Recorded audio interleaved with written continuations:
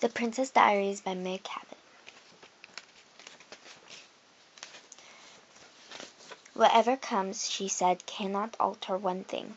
If I'm a princess in rags and tatters, I can be a princess inside.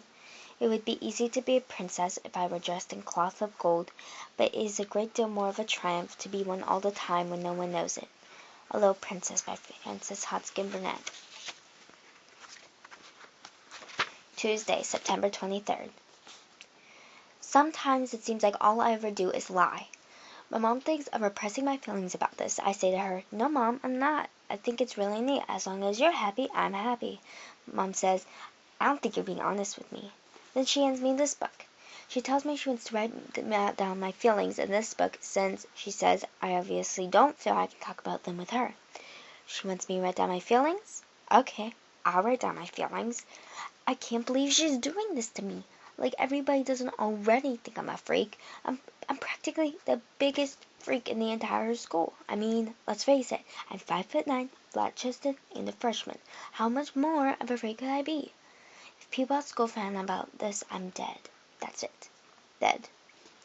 Oh God, if you really do exist, please don't let them find out about this. There are 4 million people in Manhattan, right? That makes about 2 million of them guys. So out of 2 million guys, she has to go out with Mr. Giannini. She can't go out with some guy I don't know. She can't go out with some guy she met at Christina's or wherever. Oh, no. She has to go out with my algebra teacher. Thanks, Mom. Thanks a whole lot. Wednesday, September 24th, 5th period. Lily's like, "Mr. Giannini's cool." Yeah, right. He's cool if you're Lily Moscovitz. He's cool if you're good at algebra, like Lily Moscovitz. He's not so cool if you're flunking algebra, like me. He's not so cool if he makes you stay after school every single solitary day from 2:30 to 3:30 to practice the FOIL method when you could be hanging out with all your friends. He's not so cool if he calls your mother in for a parent-teacher conference to talk about how you're flunking algebra, then asks her out. And he's not so cool if he's sticking his tongue in your mom's mouth. Not that I've actually seen them do this. They haven't even been on their first date yet. I don't think my mom would let a guy put his tongue in her mouth on the first date. At least I hope not. I saw Josh Richter stick his tongue in Lena Weinberger's mouth last week. I had this totally close-up view of it, since they were leaning up against Josh's locker, which is right next to mine. It kind of grossed me out. Though I can't say I'd mind if Josh Richter kissed me like that. The other day, Lily and I were at Bigelow's picking up some alpha-hydroxy for Lily's mom, and I noticed Josh waiting at the checkout counter. He saw me, and he actually sort of smiled and said, "Hey." I was buying Drakkar Noir men's cologne. I got a sample of it from the sales girl.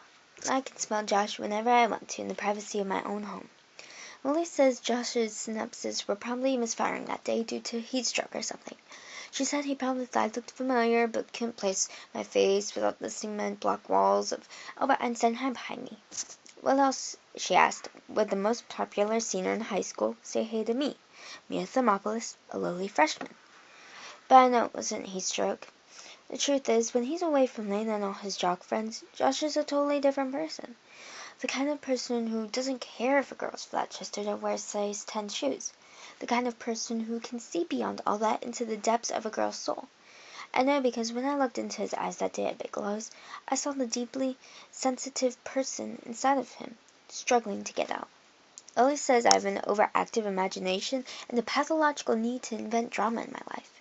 She says the fact that I'm so upset about my mom and Mr. G is a classic example.